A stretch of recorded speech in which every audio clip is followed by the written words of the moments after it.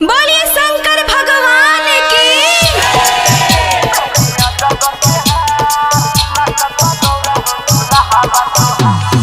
Presented by RLA recording studio.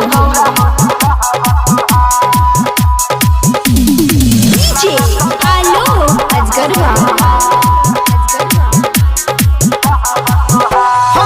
ना बाटे हाथी घोड़ा ना बाटे सवारी, लगता गौआ में आइल बा मदारी।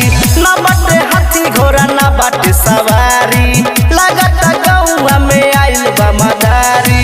बोलत हर हर भूत बार बार, बोलत हर हर भूत बार बार। पेनिया जगर के हार, नचता गौरा हो दूल्हा बा तोहार। पेनिया जगर के हार, नचता गौरा हो दूल्हा बा तोहार।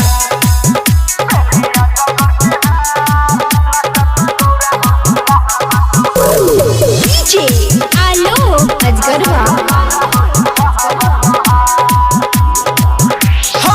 जंगल झाड़ी से आइल बरतिया, हड्डी बिरानी भूत हो। गाँव के लोग बाटे डराइल, देखी के ऐसन लूक हो। जंगल झाड़ से आइल बरतिया, हड्डी बिरानी भूत हो। गाँव के लोग बाटे डराइल, देखी के ऐसन लूक हो। पढ़ल लिखल नहीं लागे होशियार, पढ़ल लिखल नहीं लागे होशियार। पेन्ही सपवा के हार, नचता गौरा हो दूल्हा बा तोहार। पेन्हिया जगर के हार, नचता गौरा हो दूल्हा बा तोहार।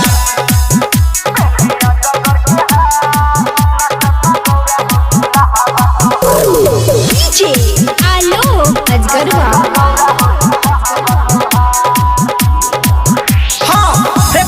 रहले नारद मुनि, बड़का बड़का बात हो।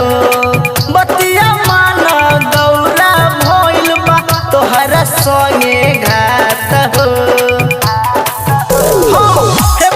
रहले नारद मुनि, बड़का बड़का बात हो। बतिया मान गौरा भइल बा तोहरा संगे घात हो। विवेक नरेंद्र कैले सोचया विचार, पवन नरेंद्र कैले सोचया विचार। पेन्ही नगवा के हार, नचता गौरा हो दूल्हा बा तोहार। पेन्हिया जगर के हार, नचता गौरा हो दूल्हा बा तोहार। Presented by RLA recording studio. पेन्ही नगवा के हार, नचता गौरा हो दूल्हा बा तोहार। पेन्हिया जगर के हार, नचता गौरा हो दूल्हा बा तोहार।